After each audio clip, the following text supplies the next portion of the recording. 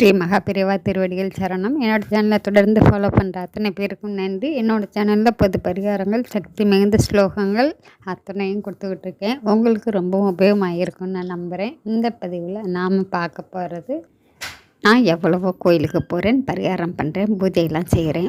என்ன செஞ்சாலும் நான் நினைக்கிற விஷயம் கைகூடி வர மாட்டேங்குது. ஏதோ ஒரு தடங்கள் இருந்துக்கிட்டே இருக்குது. என்ன தவறு அப்படின்னு தெரிய மாட்டேங்குது. எனக்கு நடக்க வேண்டிய விஷயங்கள் அத்தனையுமே தடங்கள் மேலேயே நடந்துக்கிட்டு இருக்குது. தடைகள் இல்லாமல் நான் நினைக்கிற விஷயங்கள் அத்தனையுமே எனக்கு கைகூடி வரணும் அப்படின்னு நீங்கள் நினச்சிங்க அப்படின்னா, நீங்கள் செய்ய வேண்டிய அற்புதமான ஒரு வழிபாடுன்னு பார்த்திங்கன்னா, குலதெய்வ வழிபாடு.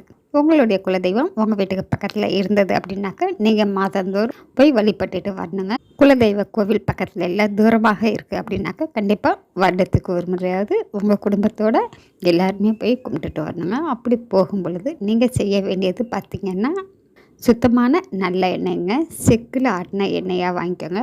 அதை வாங்கிட்டு உங்களுக்கு வசதிக்கு தகுந்த மாதிரி வாங்கிட்டு போய் நீங்கள் குலதெய்வ கோவிலில் இருக்கக்கூடிய குருக்கள்கிட்ட கொடுங்க.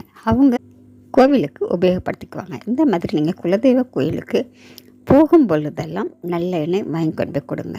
அப்படி என்னால் அடிக்கடி போக முடியலை அப்படிங்கிறாங்க, உங்கள் வீட்டுக்கு பக்கத்தில் இருக்கக்கூடிய அம்மன் ஆலயத்துக்கு போய் நீங்கள் இந்த மாதிரி எண்ணெய் வாங்கி கொடுங்க.